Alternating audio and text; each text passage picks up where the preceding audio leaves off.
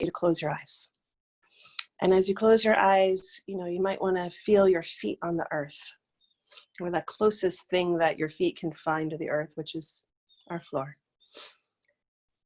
And before you do anything, I invite you to notice the position of your body. The position of your body will reveal to you instantaneously how you're meeting the world. So without changing it, without making a story about it being right or wrong, just notice, are you leaning forward? Are you leaning back? Are you collapsing in on yourself? And just allow yourself the luxury of noticing, what does it really feel like to be in this position when you can bring your attention and really notice it.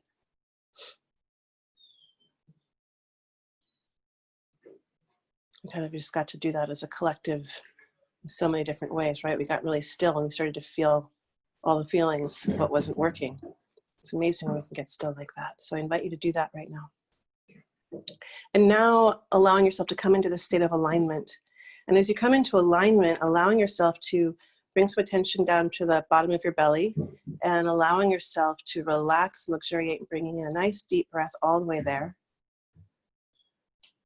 And as you do that, you might feel some natural inclinations to find alignment in your body. You might want to lift your core. You might want to roll back your shoulders.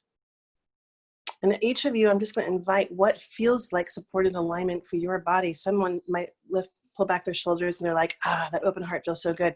And others be like, whoa, that's way too vulnerable. Actually, it's a different position for me. So it's really about attuning to what is in alignment for you right now.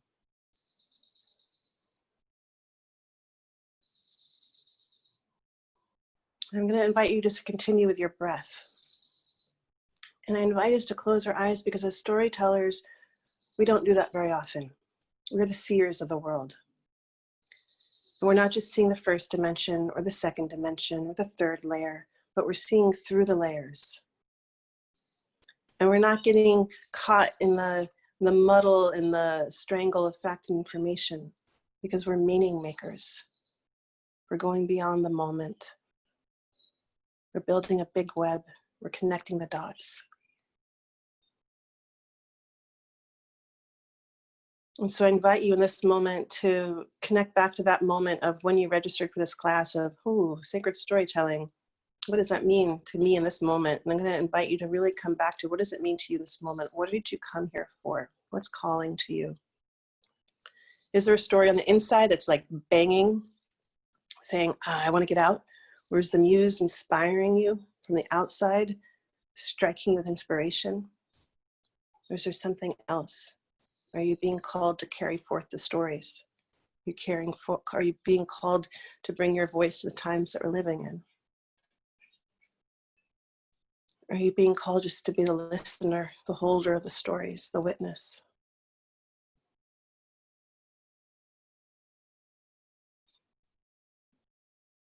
I invite you to tend to that piece that's calling to you today, to listen as if your listening will call it out in our conversation today. I'm going to give you a quote. This is one of my favorite quotes in the world. It comes from Rebecca Solnit, and it goes like this. We think we tell stories, but stories often tell us. They tell us to love or hate, to see or be seen, and often, too often, stories saddle us, and they ride us, and they whip us onwards, and they tell us what to do, and we do it without questioning. This is almost an outdated quote, right? The task of learning to be free requires learning to hear the stories, to question them, to pause and hear silence, to name them, and then become a storyteller. That's by Rebecca Solnit, a journalist of our time. And the reason why I like to begin with that is that it begins to speak to the progression of the responsibility of becoming a storyteller. That before we claim that role and before we start weaving the web, what is it to actually understand what is a story and see how the stories influence and affect how we see the world? And then this next quote is, the business of stories is not enchantment. The business of stories is not escape. The business of stories is waking up. That's Martin Shaw, modern day bard. We're lucky to be alive at the same time as him. And if you feel called, you know, to look him up, he's really worthy to pay some attention to, because he's holding stories in the old ways. And he speaks to, again, the progression of the storyteller out of the romantic idea that it goes from tribe to tribe. You know, the storytellers in indigenous tribal days, you know, went from tribe to tribe. They were the history. They kept the history alive. They made sure that we all understood the progression of life, you know, and now we went into the element of Hollywood, right? And like, get us out of this world, just get us reality, like, get me some escape, you know. And he's saying, the stories, you know, they're actually, don't use and abuse them in that way, because they actually have another task. You know, they have a business of their own, which is to bring us into another form of consciousness and to help us in our expression of seeing the world. So in that moment, I invite you just to, if you're not on Gallery View, it really is my favorite way to do class. But if you want to, just put yourself on Gallery View and take a look at the people that we're sharing this time with, because we're in this unique alchemy, and it's our alchemy eye that creates the story. You know, your listening is what calls forth what will be spoken today. And so I just invite you to look at each other. Take a moment. We'll never be in this alchemy again. And as you look at each other, maybe you can even notice what was just said, that, you know, we all are making up stories every moment of the day, and we have this wild expression of looking into each other's homes. You know, already we've made up stories about each other before we could even choose to do it or choose not to do it. And if there's any gift that we're getting right now, it's just being able to notice the story that we've inherited, and do we choose to keep living with it? So just inviting you to do that catch and release. Notice, catch and release.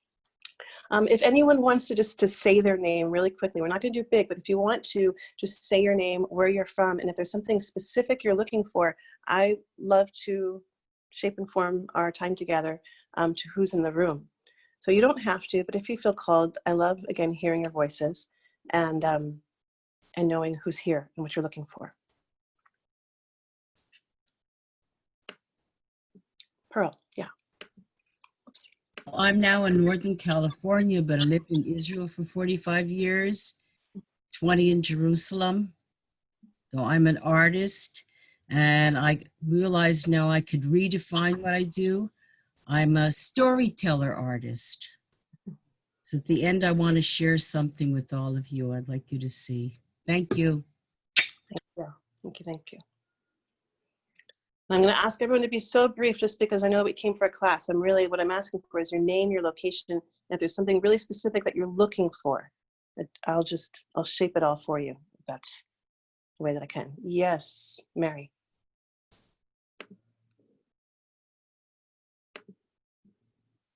Sometimes I can unmute you and sometimes I can't. There you go. Hi, I'm Mary. I'm from Hudson, Quebec, just 40 minutes outside of Montreal, and I'm a theater artist, puppet maker, and just looking for some inspiration, connection, and love. Great. Thank you. Thank you. Christy. Hi, I'm Christy. I'm in Oregon, coastal Oregon, Coos Bay, and I'm really looking for a way to tell the story of our time, what's happening right now, without drowning in the heaviness of my own words. Okay. Great. Thank you. Krista.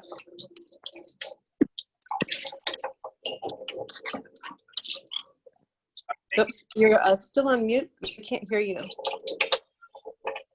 Yeah. Yeah. No, we still can't hear you. Back to me. Oh, now we can. That works. Okay. All right. My name is Christoph. I'm in Damerscott, Maine, and I've been a journalist storyteller my whole life, but I'm kind of looking to throw everything I know about how to tell a story in the format and just get inspired to do something completely new. Thank you. Christoph, by the way, we have a very, very talented journalist with us who just has a podcast that I just loved, American Jihad, and you can also Google him and find his extraordinary storyteller and telling some of the harder stories to tell. So thank you. Sorry to out you.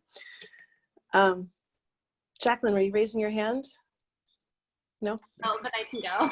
Okay. Like lavender. I'm Jacqueline. I live in Columbia, Washington, and I'm here to learn.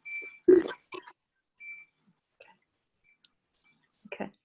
Sorry, I didn't hear exactly because there was a binging. What did you say again? Let me just, oh dear. It's okay. Where did you go?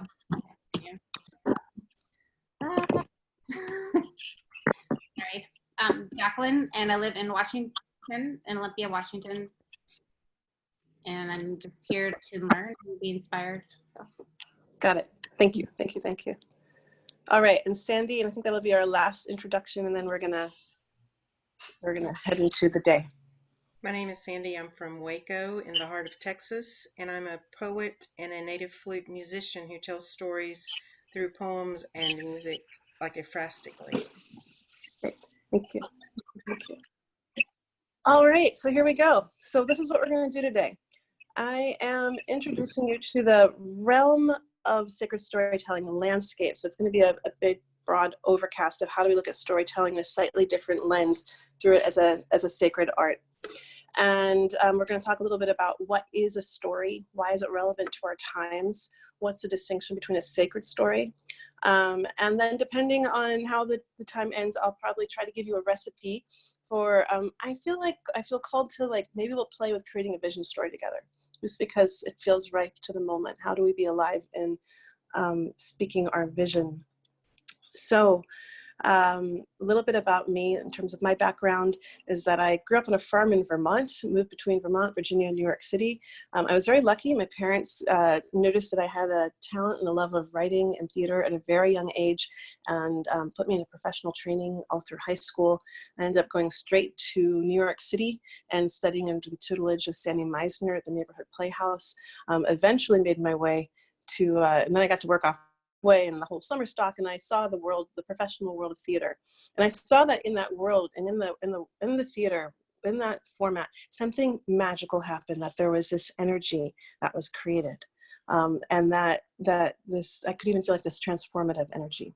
And I learned the responsibility of storytelling at a very young age when I wrote my very first play, which was produced in a storytelling festival. It was about my best friend's suicide. And I learned the responsibility because what you put out comes back. And I understood that just because I was to share my story about grief and the confusion of it, and the integration of it, also meant that as I shared it, then it became responsible to hear other people's stories on that same topic.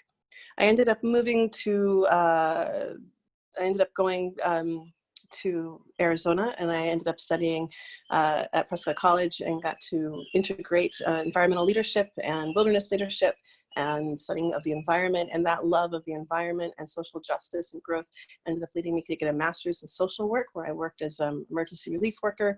And but still, it was this idea of story and really understanding that story made a difference. And I ended up, after one of the elections, being so distraught about what was going on and really seeing that young people weren't engaged, that I really wanted to go back and understood as a social worker that you start at the beginning, which is I wanted to understand why people weren't voting. So we ended up creating this large scale performance, live performance, part documentary filmmaking, and asking people of all political aspects and perspectives what they cared about, and leading them through this progress of seeing what they cared about were actually in politics. So it was an incredible experience that ended up leading me to working with Al Gore. Christoph, you probably don't know this. that it was only because I was able to get people of such extremely different perspectives, specifically Republicans, to speak on video at that time about their political perspectives, that I got called in to work on this piece on Viewpoints. And that ended up leading to work on climate change and on the Green Channel. And as I worked on the Green Channel there, I was working with this key recipe that I thought would create change in storytelling, which was what was the information you need to give people to get them to inspiration, to motivation, to activation. And because we were working online, because we got to see all the statistics and all the data about what people were looking at, I got to see that the data showed me that people didn't want data. The data showed us that people wanted story. And I was asking the wrong question. It wasn't what more information people needed to understand about the climate. It was what kinds of stories that people need to understand the climate. And something about that gave me the full liberation to come into the truth of what I was and go more deeply into the world of storytelling, and specifically into sacred storytelling, integrating ceremony and ritual and doing large-scale events that catalyze that energy that I initially spoke to you about. So that's just a little hint of kind of how I got here, but in what my perspective is. So let's kind of come and call on the ancient wisdom that we know about language, and which is, you know, the bedrock of all stories. The Hawaiians believe that words are so powerful that they can raise enough energy to slow the world or to set it into motion.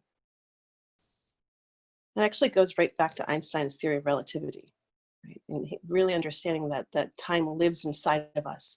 And as storytellers, we can speed it up or slow it down and how we tell the story. The Sicilians believe that words poke holes in the universe. So think about the last time you got into a fight and you can't take it back. The Australians say that the stories from the past must be sung to the present so that the future can exist. And the Maoris say that the words don't describe the things. They say that the words are the things. And then all the ancient religions agree that the world was sung, spoken, and chanted into existence.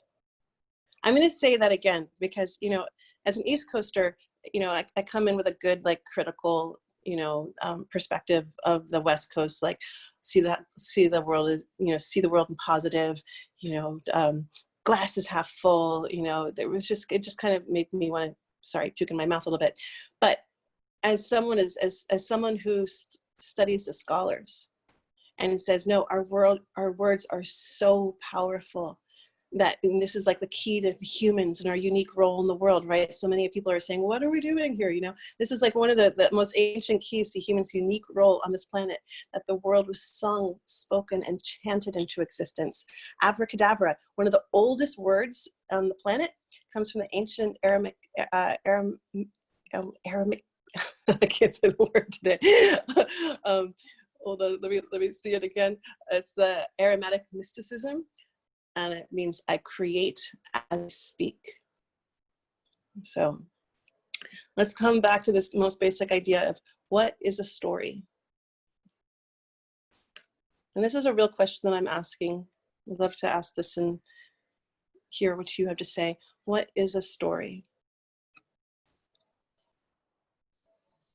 And there's no right or wrong answer. And, you know, one of my teachers, Stephen Jenkinson, teaches the art of eloquence. And I really appreciate this perspective that, you know, sometimes when we speak, we're very strategic and specific. We know exactly what we're going to say, and we're very clever. And being eloquent is something else, right? Eloquence is where, you know, you're grounded to the earth. You're alive to the spirit of the muse to flow through you. You open your mouth to take a deep breath. You speak slower than I am. And you allow what wants to emerge, trusting that something beyond your own sensibility, beyond your own ego, that some wisdom can come when you say, oh, let's speak to this question. So you can also just play at eloquence without knowing what you're going to say.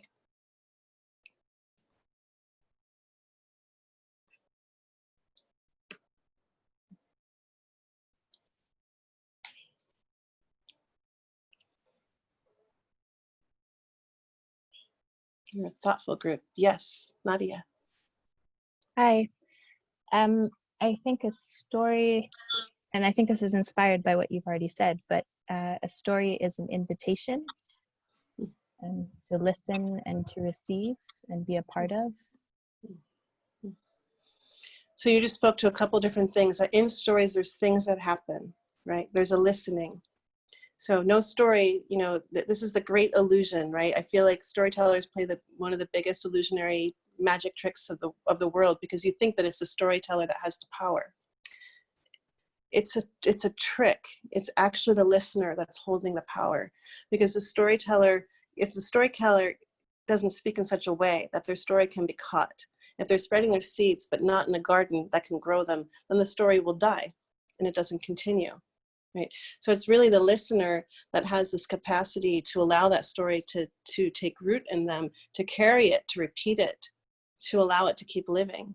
So And then you also spoke to, you know, and I can get into the science of that, right? So when we speak a story, you know, if I was to tell you a story right now, and the story, let's say that it takes place at the bottom of the ocean. And at the bottom of the ocean, there's kind of this wild storm brewing, little bits of hurricanes and tornadoes whipping through the bottom of this hurricane, the bottom of this ocean. But in the very center of a tornado, at the bottom of the ocean, there is a still point. And standing at that still point, in the center of that tornado, is this woman. So how many of you could see that image? Okay. So that image that was going on, it was a complicated image, so more complicated than normal, but it was stormy. But I was creating that image in my mind, right? And the left part of my frontal cortex started to brighten up. And something happened. You also started to see that image, and we co-created a reality together. Like we, you know, for those of you who saw, we shared that reality. We went to a place where I don't think there's normally hurricanes and tornadoes at the bottom of the ocean. I didn't know the woman could stand in the center of a tornado, you know, but it's like, but there we had it. So we reality bent, we location, we traveled, we did all these things. And so, you know, it's like, it's kind of magical that we could just have this shared reality together. And there was an agreement that was made that you would go there, you know, if you went and saw it. And so what I'm calling magical, Princeton calls neural coupling. And that same part of my brain that was lighting up also lit up in your brain. Our brains are literally connected. So it is a very powerful thing, because storytellers, you know, they can plant seeds. We can plant seeds of realities. And I mentioned this in terms of the listener also being powerful, because we also have the capacity to choose or not choose if we decide to carry that story. And I feel like this is kind of different. I don't know that we always knew that before. You know, it's like we inherit stories from our parents. We inherit stories from from the place that we live, you know, and do you choose to let that story, you know, and play a role in that story? Do you choose to take something else on? And then you also talked about receiving, you know, that, right, there's a giving and a receiving. And I'm going to talk more about that sacred storytelling, because to me, there's a real exchange that's specific to the role of sacred storytelling. So I'm going to come back and pick that up. Anyone else want to say, what is a story? Yes, Sandy. Well, what I was thinking before you even said that last thing was that the storyteller uses words to create visual images in the listeners, and everyone sees something different than the storyteller, which is what creates all the different layers.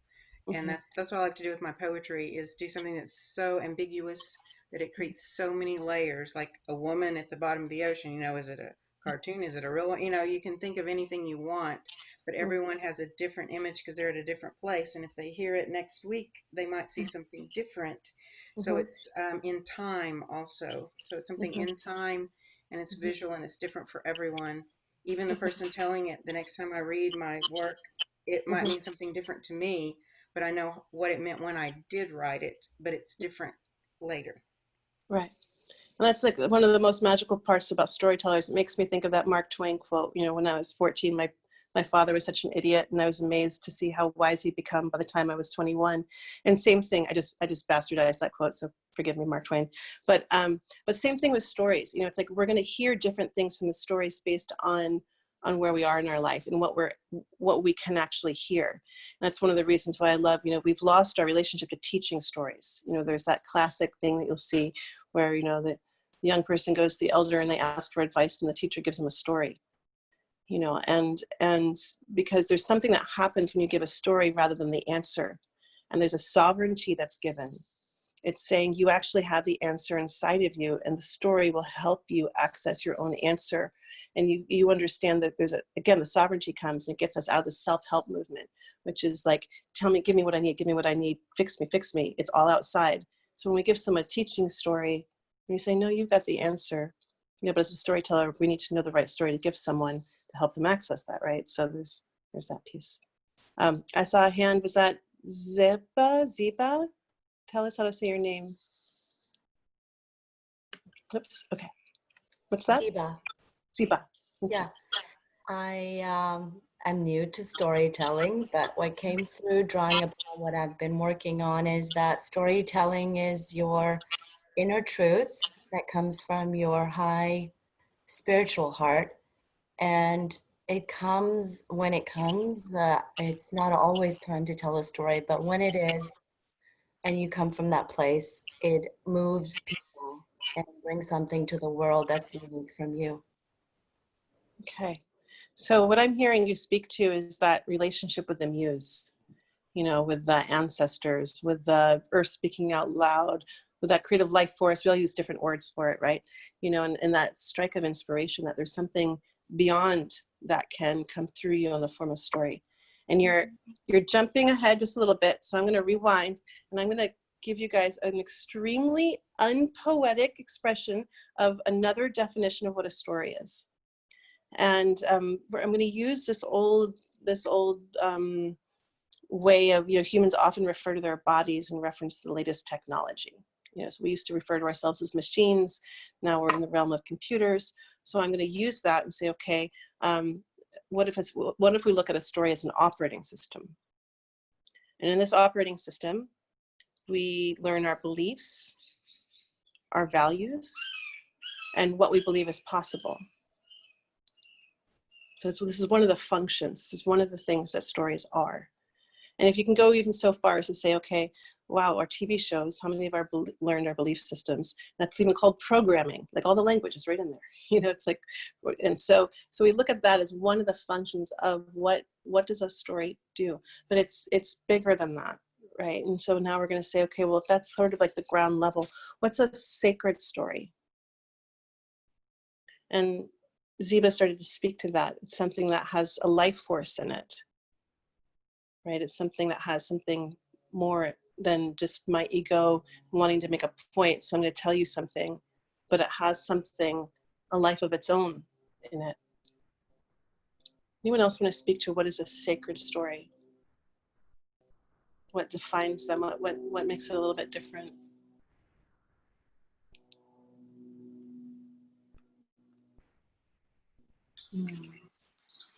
It somehow talks to the soul and awakens the inner self. So I'm hearing that you're talks to soul. So you might even want to say there's a universal truth in it. There's something, is that right? Yeah. I don't want to put words in your mouth. Yeah, that's true, but also like maybe something lost within a person that's connected to the cosmos or to themselves, to their soul, is awakened. Mm-hmm. They remember their magical self. Okay. So you're speaking to it speaks to more than just the human part, you know, that we are multidimensional beings, you know, and so we'll get into the mythic a little bit. Michael Meade, who says that behind this dimension is the mythic dimension, you know, and so you might want to see yourself, the mythic dimension is where our symbolic forms, our archetypal structures, like we can see those things in the mythic dimension. And so what I'm hearing you say, the sacred story has that mythos, that mythic part, that part that speaks to more than just our human selves, but the wholeness of our soul. That's my reinterpretation. Anyone else want to speak to what is a sacred story? Pearl. Well, I was thinking of Jesus. I'm not Christian, but Jesus is a storyteller and wanting to change society and the way people view other people. Do good. So, you know, one of the things that I'll riff off of what you just spoke to is that a sacred story, it has, you know, what I understand is that it has a life force in it, and as a life force that's here to serve life.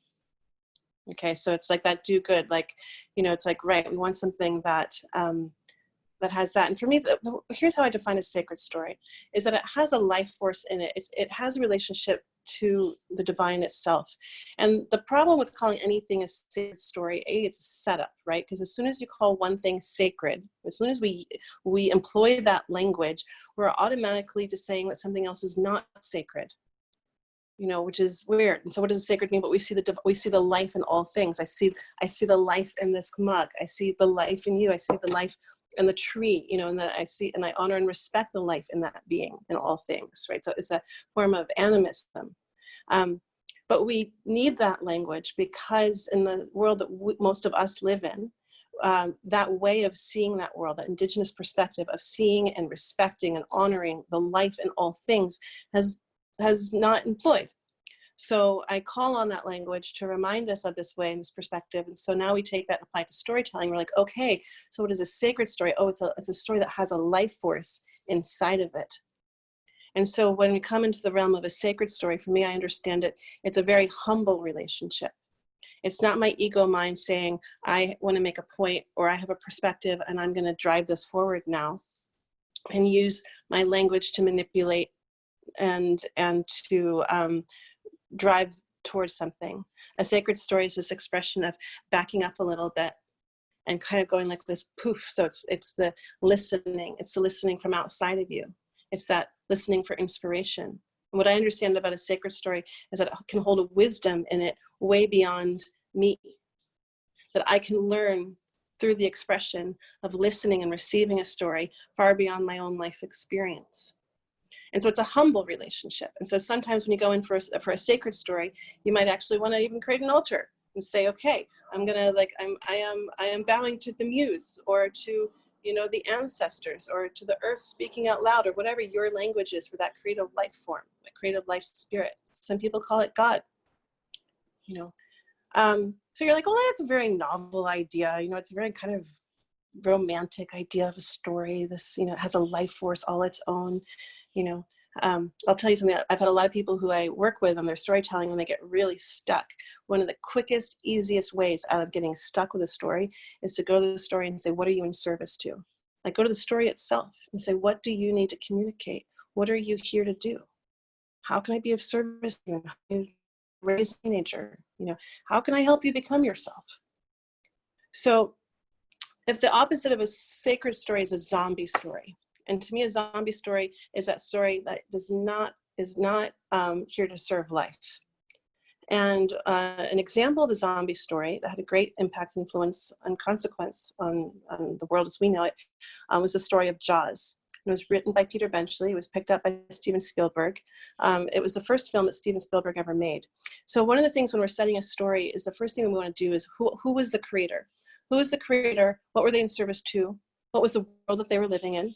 This all tells us about how the story came into the world. And so I know the whole story, but I do know that Steven Spielberg, you know, he wanted to become a good, well-known director. He had really great taste in understanding what stories would make us look. This was also the very first film that was ever made on the open ocean. So now we're entering into the land of symbol, right? Because whether or not you consciously speak the language of symbol, it's the oldest language that humans have. And as Jan gave us, there's this collective consciousness that we're part of. The ocean represents our consciousness. The Jaws, the big metal shark that they had in the movie, broke right away. The smart, you know, people, they decided to show just pieces of it. So now the people that were watching the film aren't looking at this, you know, dumb, you know, metal shark. They're looking at the symbol of it, and what happens is that the sharks all of a sudden represent in our unconsciousness or in our consciousness our fear of the unknown and our fear of death. Oldest story on the planet, you know, is about the human's fear of death. So what they saw was out of that film was this collective fear of sharks and this collective agreement to kill off this major keystone on the planet. And when Peter Benchley, the writer of that story, discovered the consequence and the impact of his story on the world, he spent the rest of his life trying to undo it and became an ocean conservationist. So I say this as a cautionary tale because I don't think that there's a bunch of people out there, you know, intentionally making zombie stories. But I do think it's a really prime moment for all of us to look at what are we in service to as sacred storytellers or as storytellers? What seeds do we want to plant?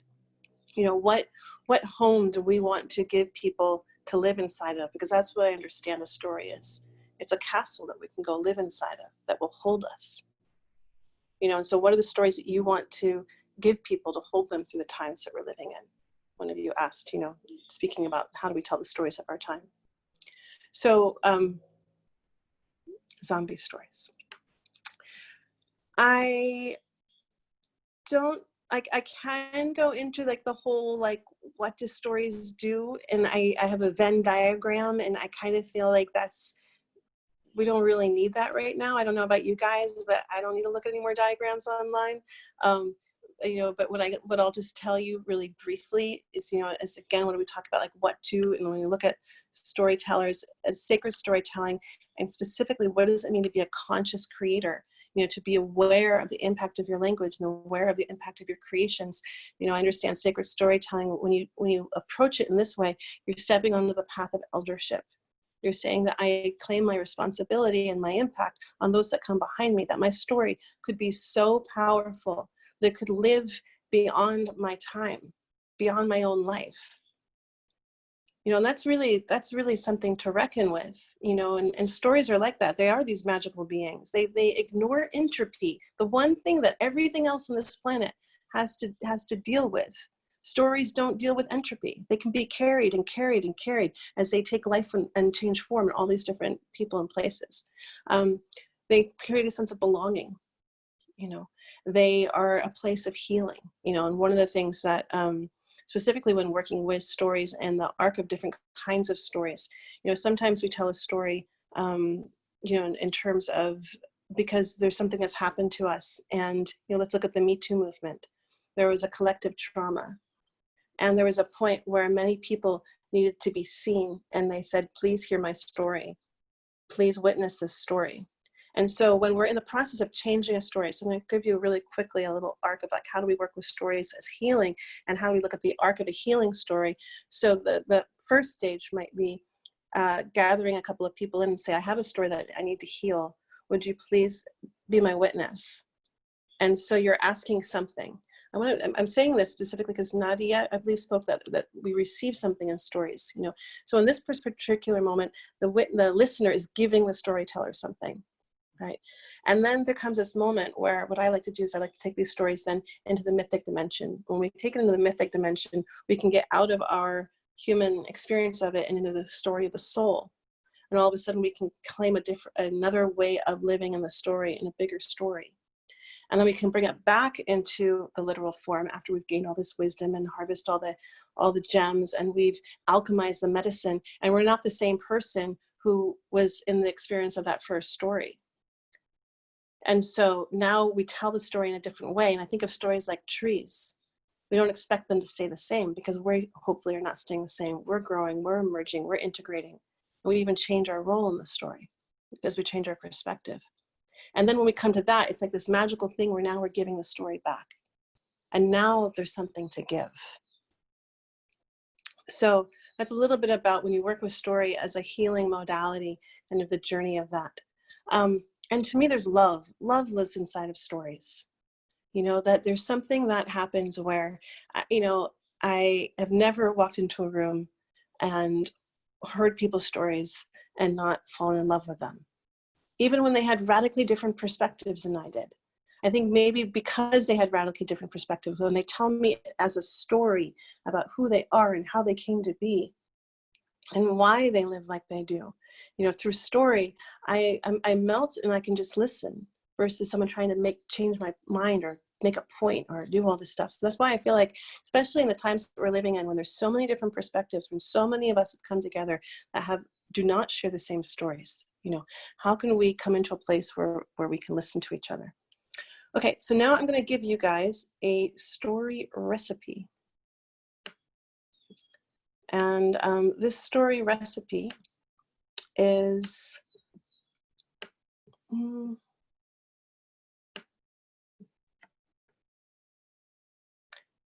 going to give you guys a story recipe that you can carry, and then together we're going to play with making a vision story, just because we can. So if you want to play with telling a wisdom story, again, this is a story that you've harvested. Okay, so I like the expression of a recipe because I don't follow recipes very well. They're just inspiration, and may this serve as inspiration for you. That's it, So it's like if I'm showing it and I point out a couple things, it's like, here, follow this flag and go to this flag and go to this flag. But along the way, you see this really great trail off there, then go there, because this is all about following your own inspiration. But if you need something to follow to get you from beginning to end, this is what this recipe will do. So the first thing is you take up a really fucked up experience.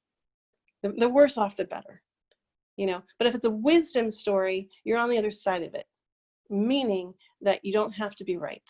That's really critical. If you're still right and that person's still wrong, then or you're not open to it changing, you know, then you can't quite claim it as a wisdom story. That's gonna be something else, you know.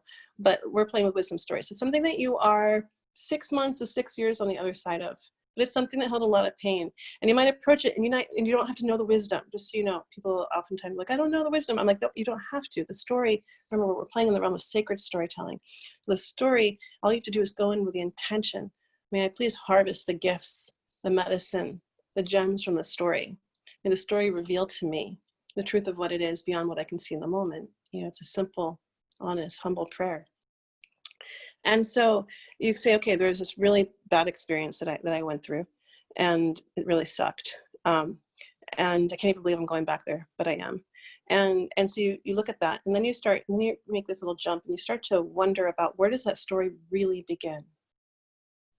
Because as storytellers, we're weavers, right? We make the archetype of storyteller is the spider web. So we're connecting all the pieces, all the dots, all the layers. If I tell you about, because I went to the post office, it's because some amazing thing happened there. I'm not just telling you that I went to the post office. So same thing with this. So where does your story really begin? So when I tell this, and the way that you wonder about this, and it's a sense of coming into awe and wonder. So again, you're taking all the energy, you're getting out of your ego mind. You don't figure this out. You take this for a walk, you take it to the bath, you sweep the floor, and you just wonder, where does the story really begin? And you ask the story, and the story will tell you. So when I tell the story about when I was diagnosed with cancer, that story does not begin on the day that I was sitting, you know, in this sterile office room across from this guy with a white lab coat. That story begins when I was 4 years old. And my mother, you know, was an artist, and she had all these other artist friends around her. And so my room was filled with all this art. And one of the pieces was this tapestry that had been hand embroidered. And it was of this woman who was serving flowers to all these little children. And on this tapestry was embroidered, "Give what you have, Leah. To someone else, it may mean more than you dare to think." And I remember being 4 years old and being like, what the heck does that mean? Give what you have to someone else, it may mean more than you dare to think. I could not figure it out until I was 29 years old, sitting across from a doctor, and he told me that they were about to cut across my larynx and I could very well lose my voice. And that's when I knew what I had. So again, allow the story to inform you and inspire you to make connections that you never saw before. So the other piece that you're looking for is you're looking for that universal thread. You know, John Steinbeck says a story must be about the listener or it will not last. So the story that you're telling at this point, if you're telling in the form of a sacred story, it's a wisdom story, it's no longer about you. This is you're making it so that it's a gift. It's for the listener. That means that there's something inside of it that's for them. That's a gift for them. You probably won't even know fully what it is, you know, because everyone's going to hear and receive something different. So you're looking for, what is that universal thread? What is that universal lesson that you received in your story? And again, you can't figure it out. You won't even know what it is until you begin to ask. And so for me, it was finding the escape hatch. See, something that you don't know about me is that before that time in my life, I was a professional victim. I could out-victim story anyone in the room. I mastered the role. And all of a sudden, there I was in this situation where I was being like literally hand-delivered the crown to be queen victim. And in that moment, I knew that I never wanted to have anything to do with that role ever again. And something happened, and I wish I could tell you exactly how it happened, because I don't know exactly how it happened, but it was like I saw the escape hatch and it just showed up. And I didn't know what was going to be on the other side of it, and it was really narrow, but I jumped right on through. And I didn't know what my lines were going to be. And I didn't even know what my role was going to be. I just knew that it was going to be something radically different. And all of a sudden, I started cracking jokes. I started laughing with everybody. And that became my new job. Rather than sob story with everybody, every single health technician, every single nurse, every single time I went to the hospital, my job was to have fun with that person. And I'd never done that before. So again, we're looking for that. We all have threshold moments when we make the choice between the roles that we inherited through our life experience, and then who do we choose to become in the world? All of us do that. And the society that we have, most of us don't get to have the freedom and the beauty of an initiation ceremony. But it doesn't mean that we're not being initiated through all different parts of our lives. We just don't have the context for it. And now as a storyteller, you get to start giving people the context of the initiations. And so somewhere in this story of yours, you're reclaiming the context of this thing that really, really sucked to being like, oh, this was an initiation. It got to show me where my strengths were, where my weaknesses were, where my deepest gifts were. You know, how do I show up in the world? What did I come back with? You know, and again, like if you were another time, you would have had initiation and the village would have known that and they would have welcomed you back and they would have listened and said, tell us what you learned. But we don't have that. So now we have to cultivate these stories and say, hey, would you listen to what I heard? You know, it's a gift for you. You know, it's a whole different thing. Okay, so you got that. Now you've got, you know, there's always going to be your Yoda. It's just kind of classic. It's a very classic part in all stories, but it's also really true. And one of the things that I love about, you know, the creator of Cinderella, the modern day, most modern teller of that story, said that the godmother was a very key role, because in all the stories, there's always someone outside of your family that helps you see who you are and helps you come into who you are. And hopefully they're there for you and that they've been there for you, but maybe you didn't recognize them or see them as that. So you want to start looking at who is that person, who is that being, or what was that thing that was your guide through this experience. For me, it was a garden. I came out of the hospital, and something that you don't know about thyroid cancer is that when they take out your thyroid, they don't know how much medicine to give you. So every single person, they just kind of like throw some amount and then they look at how your body responds. For me, they gave me speed. I was like losing weight. I had all this energy. I like jumped out of the hospital and like I asked all my friends to come over the next day, and I was like, let's build a 70-foot circular garden. And they're like, Leah, you're crazy. You just got out of the hospital. And I was like, I know, I've got all this energy. Might as well put it to good use. And thank God we did, because 2 weeks later, all the energy was gone and I sunk into a deep, deep, deep depression. And that garden was the only thing that I had. And in that garden, I would walk it every single morning. And it taught me something I'd never known before. It taught me gratitude. And I honestly don't know how I learned it. The garden spoke. And every morning I would walk those circles and I would say what I was grateful for. And on my way out, I would walk that circle out and I would say my prayers for the dreams I most wanted to live. And the garden taught me how to live like that.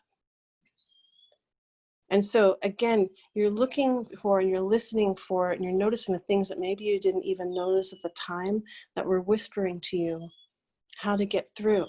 And you're speaking them out loud, and you're cultivating that so that you're letting people kind of stand on your shoulders. You're like, look what I learned the hard way that took me 10 years to figure out how to say, you know, may you learn it in an instant so that you can stand on my shoulders and go that much further in your own adventures.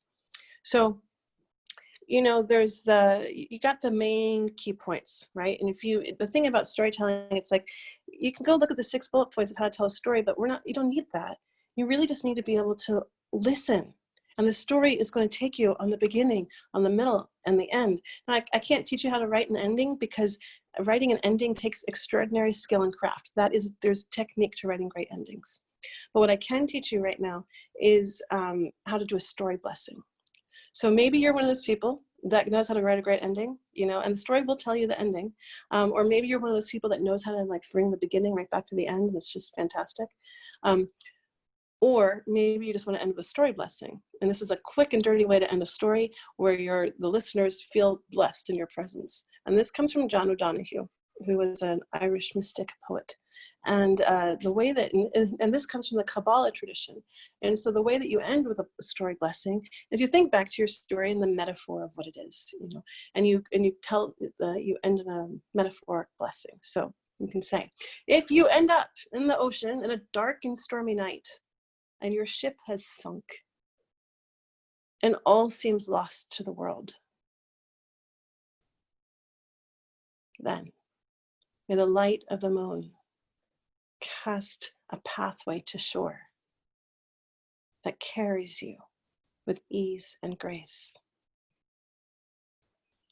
So, you know, it's simple. It's so simple. But what you've done is you've actually blessed people, and you've given them something to carry that's alongside your story. and nobody noticed that you didn't know how to put out a great ending. So that's our story class today in terms of introduction to that. Are there any questions that you might have in this moment? Yes, Ziba. What's a couple of key points you can hand to someone here today who doesn't know how to listen deeply? Okay. Or is trying to listen deeper? Okay. Well, I'm going to give this to you in the form of how do you prepare people to catch a story? You know, and this is actually one of the hardest, this is the biggest job of someone who's telling an oral story. And it's one of the least paid attention to moments, because again, what are your stories? But who are the listeners? But they're your co-creators. These are the people that are going to carry your story. And one of the ways that I like to prepare people for a story is create a Toto, we're not in Kansas anymore moment. So for you, you're kind of shaking them out of their reality so you can come into this shared reality experience. And so when I did that with you guys, what did I have you do? But I had you start by meditating, right? Listening, coming into yourself. You know, normally I get to hear everybody's voices. That's what brings you present. When I do this, when I do a talk at Google, you know, I walked in and I gave everyone in the room a rose, you know, because they're like, what? You know, just shook them out of their reality. You know, I asked them to smell it, asked them to come into relationship with their senses. The other thing I like to do when I'm talking story, and especially in story ceremonies, is it's all about how people come into the room. You know, and so, and you want to bring them into that place where they can listen, where they're feeling honored. You know, you want someone to listen to you, listen to them.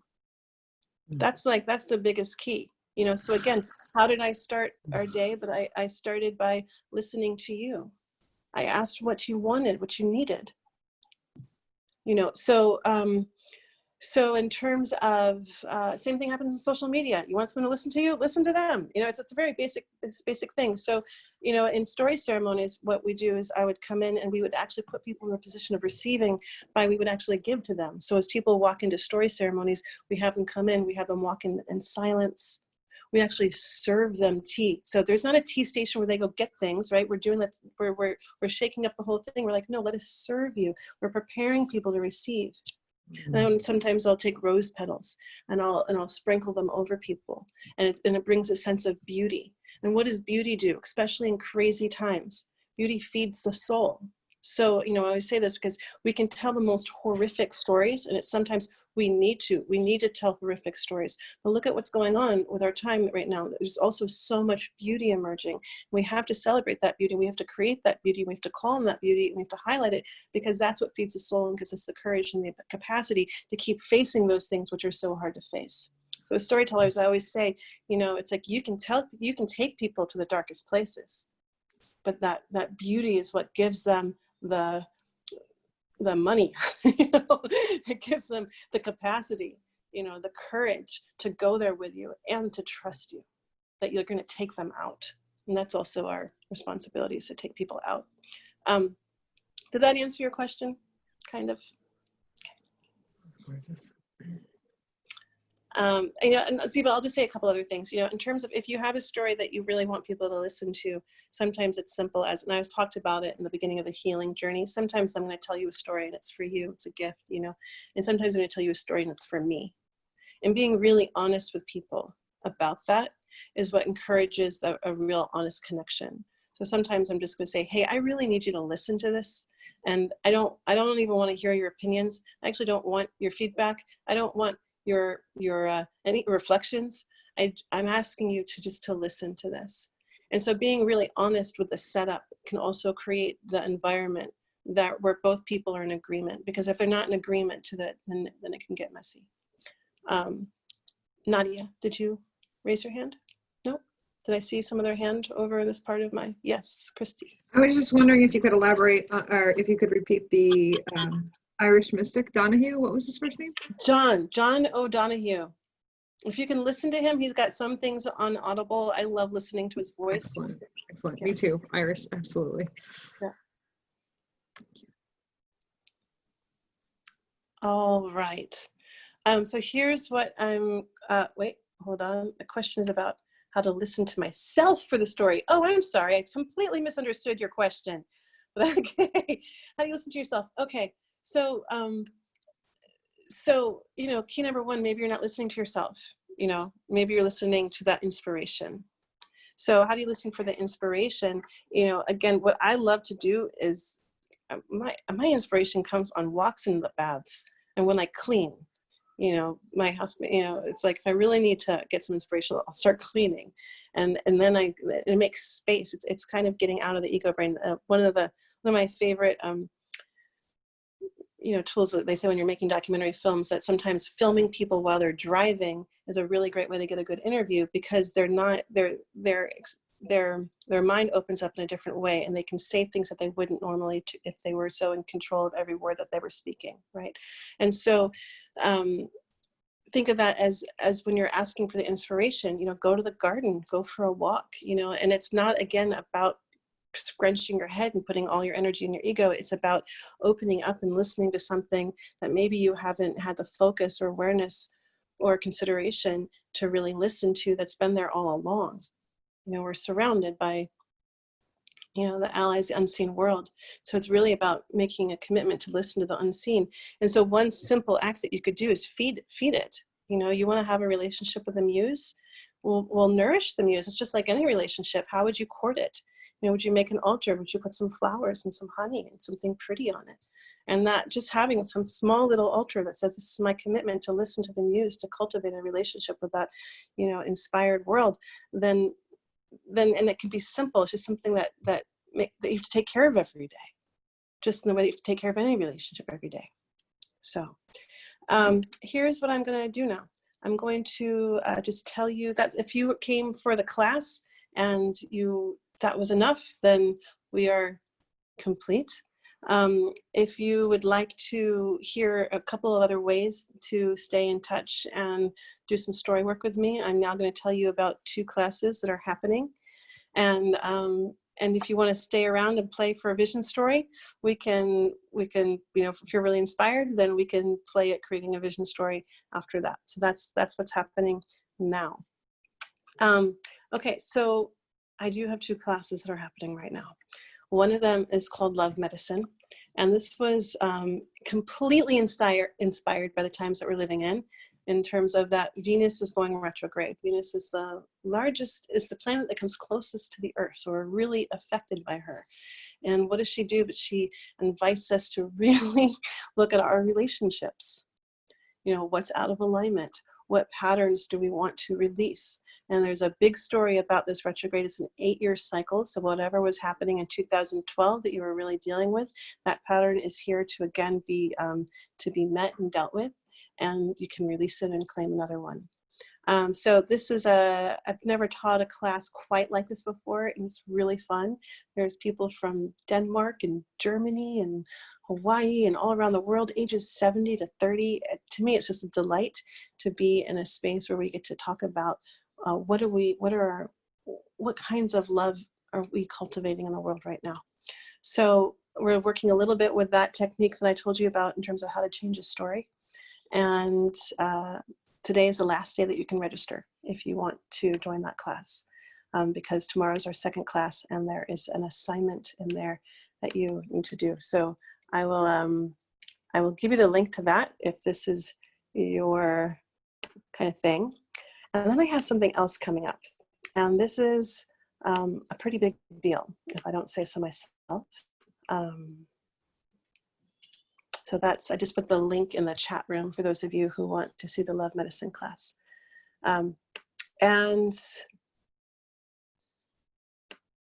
yeah, you can see other things. I've also partnered with a beautiful astrologer who comes on at the beginning of each class and tells us about the astrology of the time and how to work with it. And then we're going in. And again, it's like, this class started out to really work with our personal love stories, but also, we're in one of the biggest expressions of love in the world right now. And so what does it mean in the bigger time? My astrologer friend, her name is Sasha, she's new to me because I met her through the process of doing this. Sasha Benedetti. because she focuses on Venus. Like, this is her thing. I had no idea that there were like astrologers that focus just on one planet, but Venus is like her thing. So she's been really focused on this. This is a really big deal to be working this retrograde. So, you know, it's great. It's fun. Yes, the class is recorded. You can participate live, which I think is really way more fun. So you get to work in small groups. You get to have your story listened to. You get to get a reflection and some support in its development. And then also at the end, we'll all get to tell our stories. So, but if you can't come live, then you can get to watch the videos. Not as much fun, but is there, and you can still do all the work. So that's there. The other thing that's happening right now is that this is, I'm not going to give you the link to this only because this page is not live yet, but it's going to come live in 2 days. And I'm just going to share my screen with you. So this course came alive in the time of COVID. And this time last year, I literally had a dream about creating this massive program that would teach what was called village making skills, you know, and that it would give you everything from race relations, I kid you not, to herbalism. And I looked at the program and I was like, well, that's novel, but I teach storytelling. I'm not doing that. And then COVID happened, and all of a sudden I started getting all these dreams. And literally in these dreams, this whole program emerged, and it's based on the starfish. And so this course is actually, it's called Sanctuary, and it's a 6-week online course that gives you an opportunity to really explore who you are as a conscious creator through the experience of creating psychic silence. And for me, I wrote a really big book series that I'm really ready to share with everybody. And in the process of writing, I discovered that my way is that I actually had to have what I call psychic silence. It's that way to hear the muse. I needed to actually clear all the matter out of my world, because all that matter took up all this energy, and it took up my time and my focus. And I just would go to these really small houses on the side of the ocean and listen. And a bunch of my students asked me if I could write them a guidebook for how I developed that, because I developed actually a real specific strategy for how I'd prepare for each of these times I would go in for these big writing things. And all of a sudden it was COVID, and I couldn't go away. I had to actually create psychic silence in my home as I wrote the book. So what I discovered is that what we're doing is to get to see yourself and learn about yourself as a creator. We're creating a sacred space. So we're actually creating a room in your home, and we're transforming it and learning all the practices, all the techniques, all the rituals. We're creating sacred space, and in that way you get to also find out your creator matrix, literally your code as a creator. Are you a starter? Are you a finisher? Are you someone in between? What do you need to bring your gifts and your work into the world? And so that's what this course is. It's really exciting. I'm not going to keep going through it, but anyway, this is the journey. You actually get a 70-page guidebook on how to create psychic silence that leads you through the process and the technique. And then as you go through and do this work, what I discovered is that as you start to clear your space through the process of it, all your stories, all the roles, all the unconscious belief systems emerge. And so what we do is, as you do that on your own, we bring that back into our class space, and then we work through story with them, and we work through ritual, and we get to cultivate what you discover into stories that can be given away. So it's a fun class. It's also partnered with Mythos. So while this is a 6-week class where you actually get to discover everything, we're going to take a 3-week break after the class, and then we come back for a 4-week class where you get to learn about creation stories and creation myths. And this is where you get to create your own creation myth about who you are in the world and what you came to give. And you don't need to know any of it beforehand. It's really in the process of doing it and going through it that you get to explore it. So you can, I have payment plans if you need a payment plan. And we have a couple of scholarships. And one of the things that I'm really thrilled to be doing with this is that to be donating a percentage of the profits to an Indian, Native American reservation, on New Mexico, who are particularly being hit by COVID. And so as I looked at, the practices, what is it to be something sacred? It really, so much of what we know was kept alive by these indigenous cultures. And so I really wanted to honor them by giving back. We have a really amazing, so I told you about that crazy dream, and we have this amazing array of teachers, of master teachers who will teach different parts. And so how do you become a temple keeper? You know, what is it to create a temple in your space, a sacred space, and then to be tender of that? So Elaine Kalila will actually teach us about the metaphors and what is it to create and actually build a home temple. Diana is actually one of the very few people that I know who actually is holding this kind of ancient knowledge about what is it to be a sent priestess and anointing. And so she's actually going to lead us through, again, what is it to prepare yourself to be a temple keeper? What is it to prepare yourself to come into relationship with the divine, to hold the sacred stories? So this kind of anointing, both you and others. We're actually going to open on June 4th. And whether you take the course or not, I recommend like getting to being part of Brooke Medicine Eagle's class. And she wrote an amazing book called Buffalo Woman. I don't have it right here. Very controversial. She's one of the very few first people that actually brought indigenous knowledge to white people. And she's going to tell us the story of White Buffalo, which is the time of the rainbow when all the tribes of all the colors came together. And it's really a story meant for our times. And then Kristen is going to teach about how to create your own sacred symbol and creating a sacred symbol for your space and for your home. And she's going to lead us through that experience. And then I'm very excited for Alika. And Alika is, he's actually a farmer in Maui. And he's going to teach us indigenous practice for seed planting and how do you prepare yourself to plant seeds. And for me, again, it's like as within, so without. You're like, why is a gardener teaching? What's he doing in the class of storytelling? You know, and finding yourself as a creator. But for me, it's like it's as within, so without. You know, it's like, who are we as creators? Who are we as people who are spreading seeds into the world? You know, how do you prepare yourself? So it's like the metaphor is both literal and metaphorical, and we're also doing seed planting rituals. So there you go. So you will get an email. And then there's also this gorgeous ritual kit, which was created by Brittany Nelson just for us to integrate what you're learning and what you're doing into actual and activated ritual. So if you want a sneak peek into that, I'll give it to you. It's going to go live, I think, tomorrow. I'll give you the guides. And oh God, I'm trapped in the world of Zoom and I can't get out. Oh no.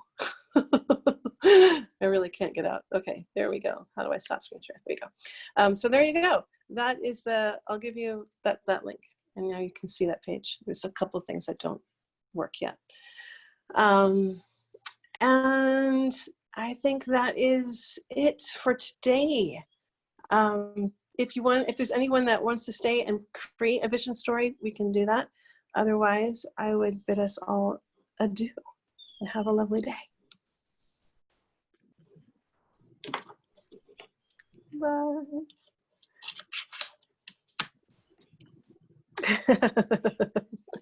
Thank you. So the 6-week course coming up, it looks like it started July 1st. It's starting July 1st. Okay. And then it looks amazing. It looks beautiful. I'm like traveling through a lot of July, so I'm wondering where that might work into what I'm doing. But it's so in line with everything else I'm doing and all the different parts. I feel like I'm putting energy into all these little pockets. And I love the way you took those, and those are exactly the pockets I'm putting energy into. So for you to bring them into one synergistic solid circle of sharing is pretty amazing. Yeah.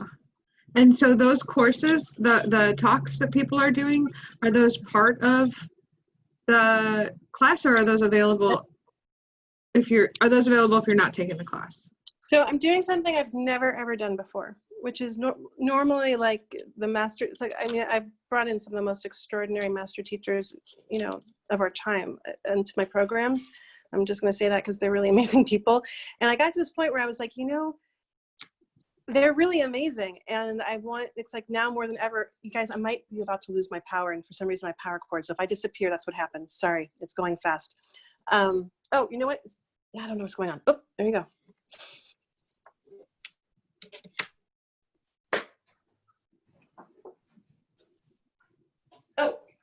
but I'm still here. Hold on.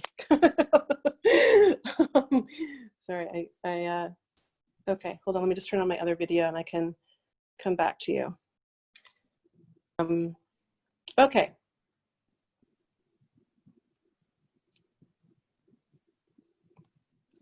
Sorry about that. Oh gosh, I can't figure out how to turn my video, but you can hear me, right? Can you nod if you can still hear me? Okay. So what I'm doing with this, which I've never done before, which is because I realize not everyone might want to take the Olive Sanctuary. It's a very specific class, but you might really want to learn from these people. And so I am opening up an opportunity to study, to sign up just for the guest speakers, if you want to have that option. So Great. that is there. Any other questions? Beautiful. Thank you. I look forward to working with you in the future. Likewise, a pleasure to see all of you. And take good care. Okay. Were there people that wanted to stay for a vision story? We can do a quick little vision story together if you want to do that. Yes, Jacqueline?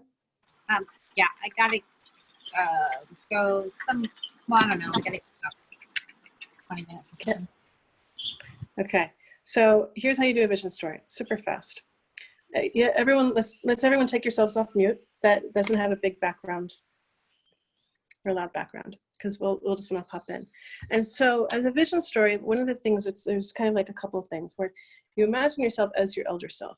You know, let's say, let's go 100 years from now. Okay. And so we're going to do imagine yourself, but imagining yourself, hold on, because we're engaging our imagination, which has been somewhat infiltrated by other people's ideas about what our future is going to look like, right? So now we have to kind of do a little like pushing out to the side. And now we have to really see ourselves 100 years from now. Wait, none of us are going to be alive in 100 years. Hold on, sorry. Let's say 50 years from now. And maybe we will be. Maybe something's going to be happening and like, you know, this generation. But let's make it a little bit more imaginable. So let's just say 50 years from now, or 30, or whatever is imaginable to you, and imagine yourself in the world that you most want to live in. So take a moment to really consider what does that look like? What's the world that you really want to live in?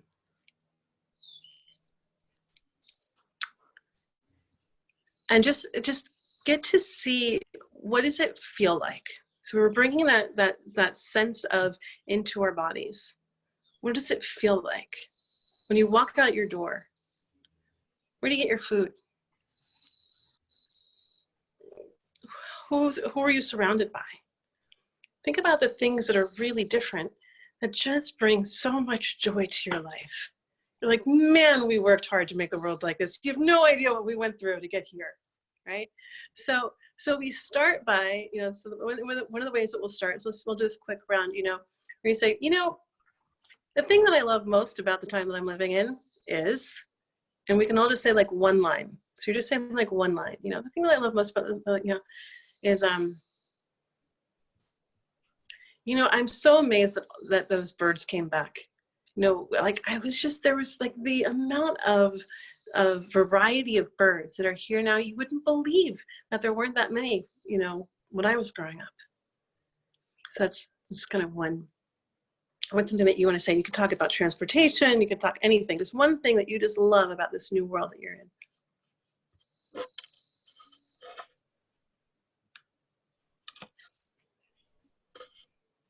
Passing the mic over to you guys.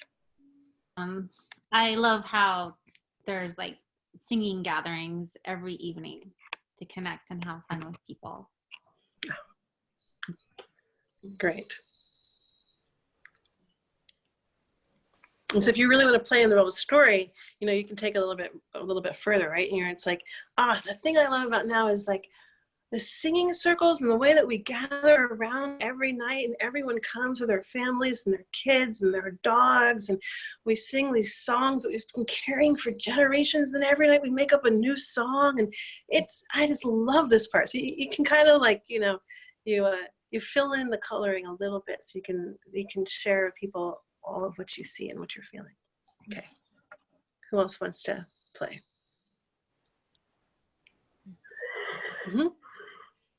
When I step out of my front door each morning now, all these years later, after all the darkness that we left behind us is truly gone, I see the joy everywhere in people connecting, because skin color is embraced and diversity is cherished in our community. And I don't have to worry about where I buy my fruit and vegetables from. I love that. You said so much, right? Isn't that beautiful how she did that? She didn't say, oh, we got rid of the GMOs, blah, blah, blah. She just said, I don't have to worry about where I get my fruit and vegetables. You know, it was a beautiful expression of story, because I knew that they were safe and healthy and good to eat. Thank you. Thank you. Thank you. One more vision, then we'll move to the next part of the story.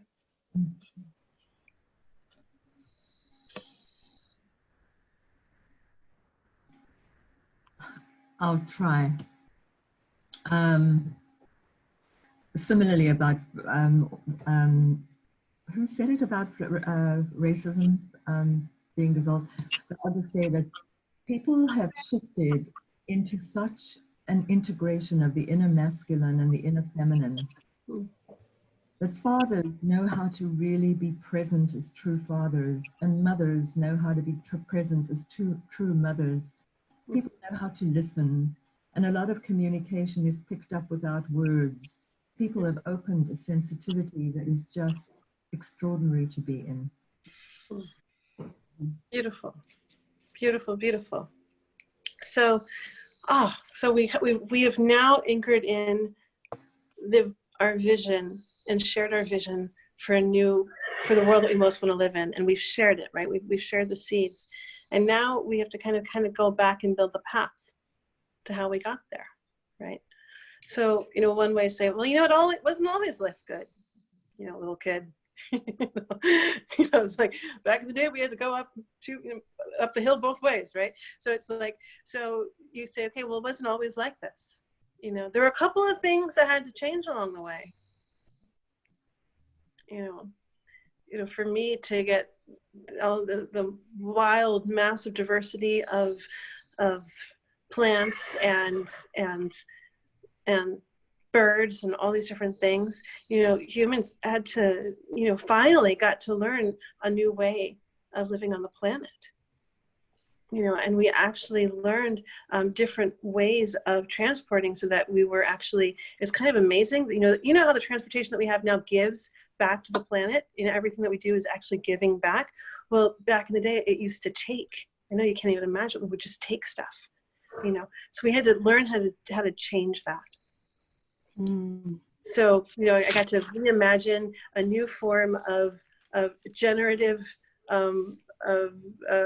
technology. You know, who knew that, you know, rather than us taking, we're giving, right? So again, we're engaging our imagination to think of things that we never could have imagined before by opening up just to wonder, right? So what would be what had to change in order to get? And again, playing with eloquence, you don't have to know what you're going to say before you just play with this idea of, oh, I don't know, you know, in order to get there, something had to change. There was this virus, and people became scared of singing because they might spread the disease, and singing became banned at one point, and people became so busy trying to make a living that they never got time to come together and each other. And then the change happened, and people and everything in the world started to change. Like, people did things, and they realized that their voices were safe and they could sing, and they decided that they would never that joy was more important in connecting. And so they created song circles and encouraged everybody to come and sing and make up songs and play music, and learn musical instruments became one of the most important things. To sing and dance, play a musical instrument, or just be a really wonderful listener. Thank you. Love that. Anyone else?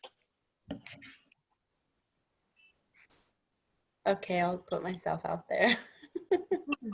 It'll be short and sweet, but the sun keeps coming to me, and I don't have a story, but I'm gonna try. It feels like the sun is just has a different radiance, a different glow and warmth to it. Mm.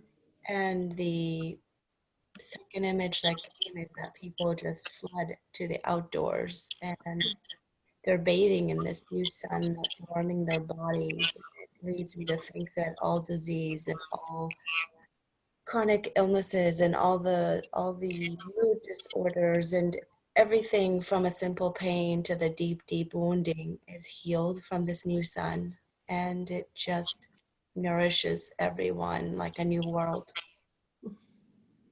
Mm. Mm. Thank you. Mhm. Thank Mm. you. Anyone else? Usually when we're in classes, I can't do it because my phone is right here, but usually when someone says we go a little bit like this, and that way it's about, we just receive something, and so you get a little sunshine back. And so, yeah. Mm. Any last one for this section? Okay. So the way that we end our stories, this is kind of a thing. So we said we started back in the future. We talked about a little bit of how we got there, and then we talk about one thing that we had to give up. What is one thing that we gave up, and maybe we thought it was going to be so much harder, but we got something else. So this is one of my favorite games to employ, right? Because you think it's going to be bad, but there's a little switch hit in it, and you get to play with this this thing. It's like people thought that giving up, well, this is a hard one because I don't want to give up my car.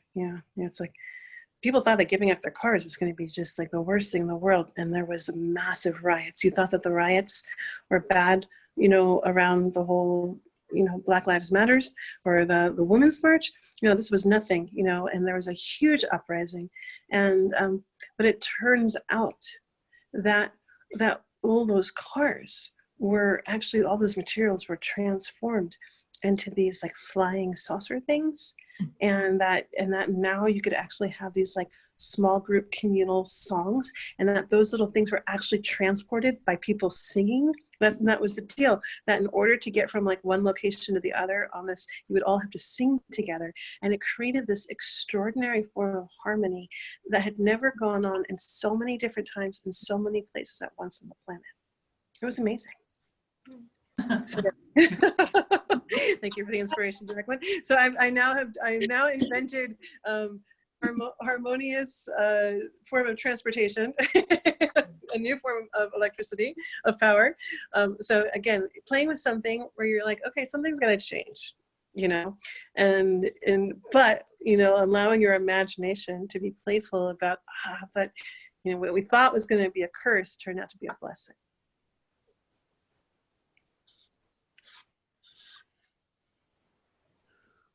Anyone want to play their hand at that?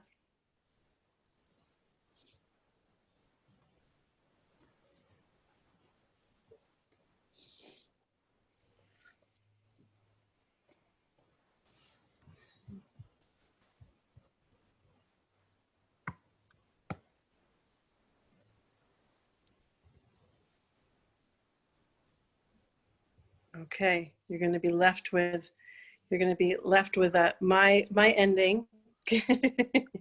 And I will bid you all adieu, and may you allow yourselves to come into a beautiful relationship with your inspiration and your muse. And if you feel inspired to join us for Sanctuary or for Love Medicine, know that if it's Love Medicine, you got to register today. And you've got the link for actually Sanctuary, so you can actually register and get right on in there. So I look forward to seeing you the next time, and I'm wishing you all the best. So take good care, and we can all wave goodbye now. And I would take you all off mute, but I can't because I'm on my phone now, but just know that I would if I could. Okay. Take good care. Bye. Bye. Bye. Bye. You. You're welcome. Mhm.